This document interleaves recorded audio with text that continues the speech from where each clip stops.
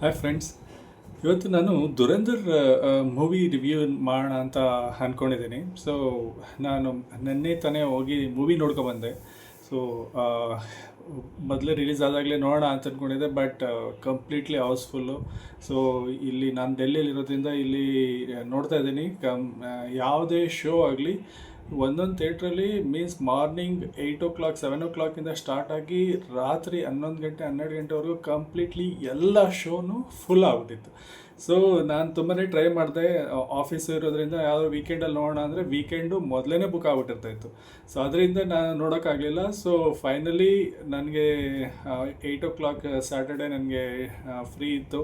ಅದೇ ಥರ ಟಿಕೆಟು ಸಿಕ್ತು. ಸೊ ಇಲ್ಲೇ ಹತ್ರದಲ್ಲೇ PVR ಐನಾಕ್ಸ್ ಶೋ ಹೋಗಿದ್ದೆ.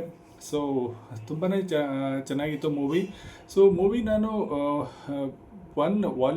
ವಾಲ್ಯೂಮ್ ಪಾರ್ಟ್ 1 ನೋಡಿ, ಪಾರ್ಟ್ 2 ನೋಡಿದ್ರೆ ಸೊ ತುಂಬಾ ಚೆನ್ನಾಗಿ ಕನೆಕ್ಟ್ ಮಾಡಿದ್ದಾರೆ. ಓಕೆ, ಸೊ ನಾವು ವಾಲ್ಯೂಮ್ 1 ನೋಡಬೇಕಾದ್ರೆ ನಾವು ಅಂದ್ಕೊಳ್ತಾ ಇದ್ವಲ್ಲ, ಸೊ ಯಾಕೆ ಇವನ್ನ ಯಾಕೆ ಚೂಸ್ ಮಾಡಿದ್ದಾರೆ, ಸೊ ಅಲ್ಲಿ ಏನು ಇವ್ನ ಬ್ಯಾಕ್ಗ್ರೌಂಡ್ ಅಂತ ಒಂದು ಕ್ಯೂರಿಯಾಸಿಟಿ ಇರ್ತಾಯಿತ್ತು. ಆ ಕ್ಯೂರಿಯಾಸಿಟಿ ಮೂವಿ ಫಸ್ಟಲ್ಲೇ ಚಾಪ್ಟರ್ 1 ಅವರು ಕ್ಲಿಯರ್ ಮಾಡಿದ್ದಾರೆ.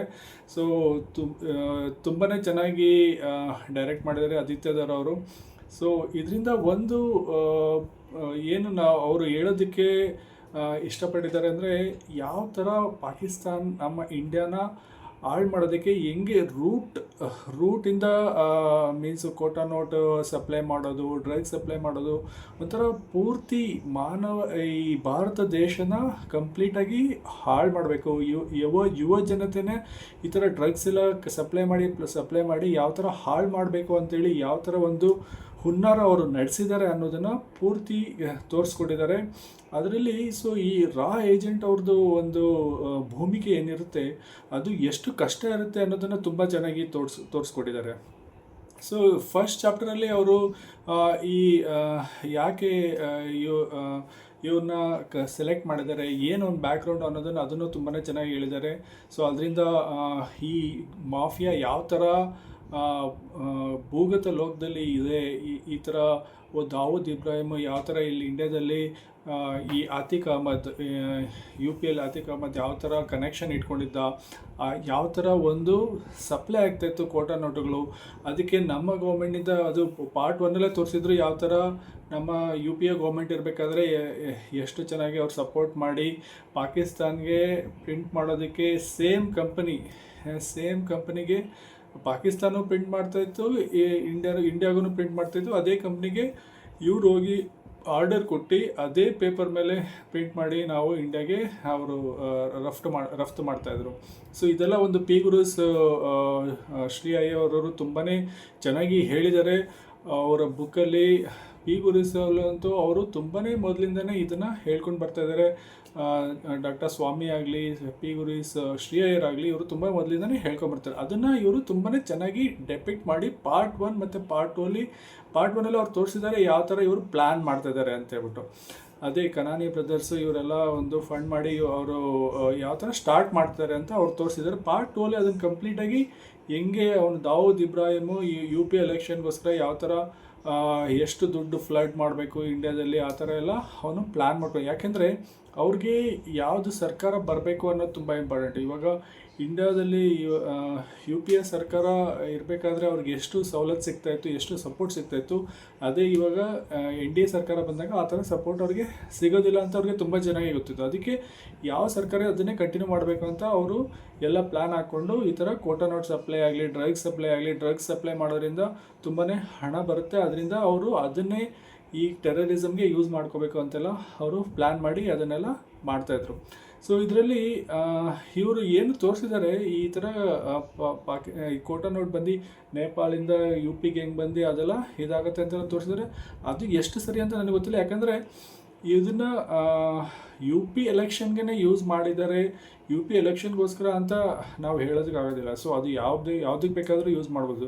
ಆ್ಯಕ್ಚುಲಿ ಕೆಲವ್ರು ಹೇಳೋ ಪ್ರಕಾರ ಇದು 2019 ಎಲೆಕ್ಷನ್ಗೋಸ್ಕರ ಬೇಕು ಅಂತೇಳಿ ಅವರು ಅದನ್ನೆಲ್ಲ ಮಾಡ್ತಾಯಿದ್ರು ಅಂತೇಳಿ ಅದು ತುಂಬಾ ಹೇಳಿದ್ದಾರೆ. ಬಟ್ ಇವರು UP ಎಲೆಕ್ಷನ್ ತೋರಿಸ್ತಾರೆ. ಬಟ್ ಮೋಟಿವ್ ಅವ್ರದ್ದು ಇದ್ದಿದ್ದು ಸೇಮೇ. ಯಾಕಂದರೆ ಕೋಟಾ ನೋಟ್ನ ಫ್ಲಡ್ ಮಾಡಿ ಅದರಿಂದ ದುಡ್ಡು ಸಂಪಾದನೆ ಮಾಡಿ ಅದನ್ನು ಆರ್ಮ್ಸ್ ಎಲ್ಲ ಸಪ್ಲೈ ಮಾಡಿ ಪೂರ ಟೆರರಿಸ್ಟ್ನ ಇನ್ಫಿಲ್ಟ್ರೇಟ್ ಮಾಡಿ ಈ ಒಂದು ಏನು ಎಕಾನಮಿ ಏನಿದೆ ಅದನ್ನೇ ಕೊಲಾಪ್ಸ್ ಮಾಡಬೇಕು ಅಂತ ಅವರು ತುಂಬಾ ದೊಡ್ಡದಾಗಿ ಪ್ಲ್ಯಾನ್ ಮಾಡಿದರು ಈ ISI ಏಜೆಂಟ್ಸ್ ಅವರೆಲ್ಲ.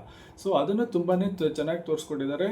ಸೊ ಈ ಮೂವಿಯಲ್ಲಿ ಇನ್ನೊಂದು ಏನು ಹೈಲೈಟ್ ಅಂದರೆ ಈ ಒಂದು ನಮ್ಮ ರಾ ಏಜೆಂಟ್ಸ್ ಅವ್ರ ಲೈಫ್ ಎಷ್ಟು ಕಷ್ಟ ಇರುತ್ತೆ. ಅವರು ಇವಾಗ ಅವ್ರು ಒಬ್ಬ ಒಬ್ಬ ಎಷ್ಟು ಜನದ ಮಧ್ಯೆ ಅವ್ರು ಇರಬೇಕಾಗತ್ತೆ.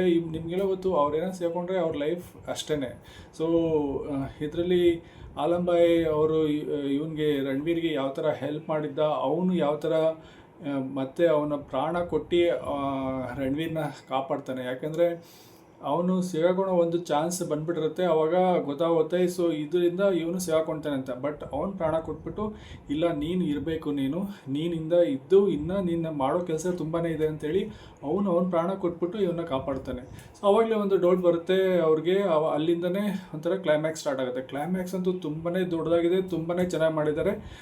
ಮತ್ತು ಇಟ್ಸ್ ಕಂಪ್ಲೀಟ್ಲಿ ಇಷ್ಟೊಂದು ಕ್ರೂರವಾಗಿದೆ ಅಂದರೆ ನಮ್ಗೆ ಅನಿಸ್ಬೋದು ಇಷ್ಟೊಂದು ಕ್ರೂರತೆ ಅಂತ. ಬಟ್ ಮೇ ಬಿ ಈ ಟೆರರಿಸ್ಟ್ಗೆಲ್ಲ ಅದೆಲ್ಲ ಕಾಮನ್ ಅನಿಸುತ್ತೆ. ಅದಕ್ಕೋಸ್ಕರ ಆ ಕ್ರೂರತೆನ ಪೂರ್ತಿ ಅದೇ ಥರ ಒಂದು ತೋರಿಸಿದ್ದಾರೆ.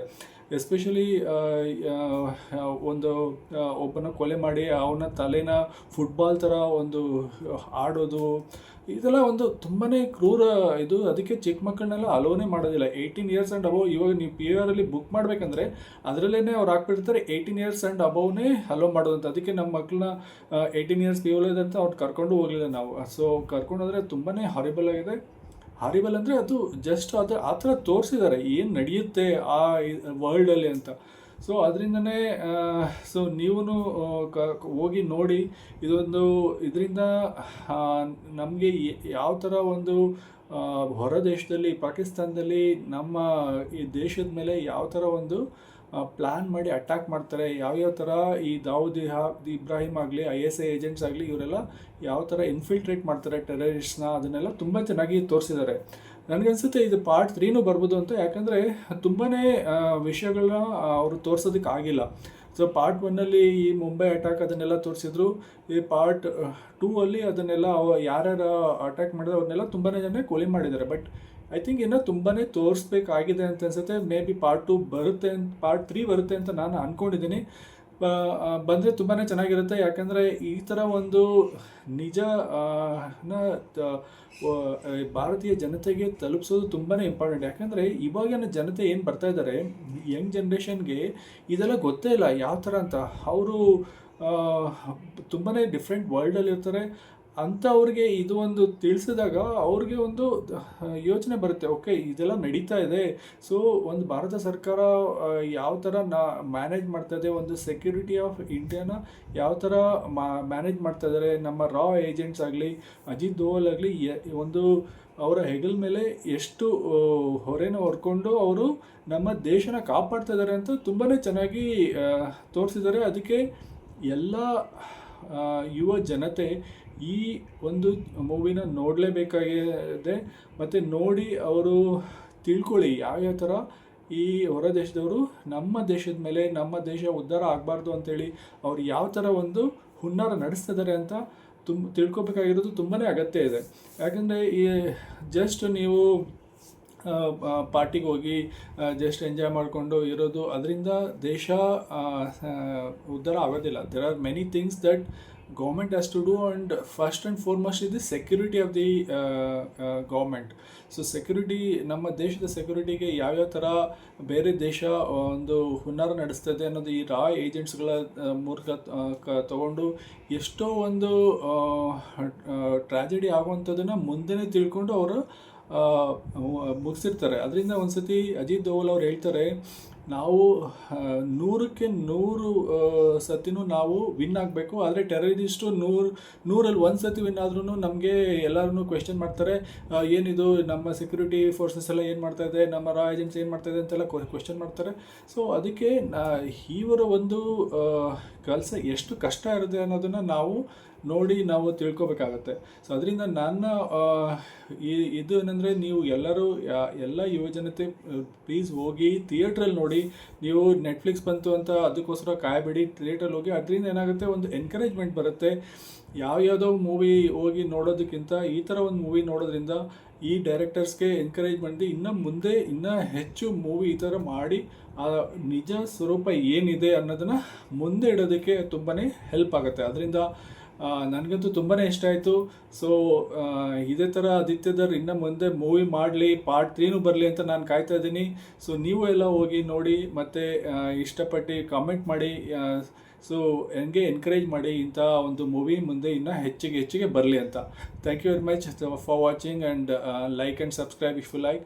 ಆ್ಯಂಡ್ ದೆನ್ ಇದೇ ಥರ ಯಾವುದಾದ್ರು ಒಂದು ಹೊಸ ಮೂವಿ ಬಂದು ಏನಾದರೂ ಮೂವಿ ರಿವ್ಯೂ ಮಾಡಬೇಕಂತ ನನ್ನ ಓದಿಲ್ಲ, ಬಟ್ ಈ ದುರಂಧರ್ ಮೂವಿ ತುಂಬಾ ಇಷ್ಟ ಆಯಿತು. ಅದಕ್ಕೆ ನಾನು ಒಂದು ನೋಡ್ಕೊಂಬಂದು ನಾನು ಒಂದು ಮೂವಿ ರಿವ್ಯೂ ಕೊಡ್ತೀನಿ ಅಂತ ನಾನು ನನ್ನ ಮಗನಿಗೆ ಹೇಳಿದ್ದೆ. ಅವನು ನೆನ್ನೆ ಹೇಳ್ದ, ನೀನು ಹೇಳಿದ್ದಲ್ಲ ಮೂವಿ ನೋಡ್ಕೊಂಬಂದು ರಿವ್ಯೂ ಕೊಡ್ತೀಯ ಅಂತೇಳಿ ಮಾಡ್ದ ವಿಡಿಯೋ ಅಂತ. ಅದಕ್ಕೋಸ್ಕರ ನಾನು ವಿಡಿಯೋ ಮಾಡ್ತಾಯಿದ್ದೀನಿ.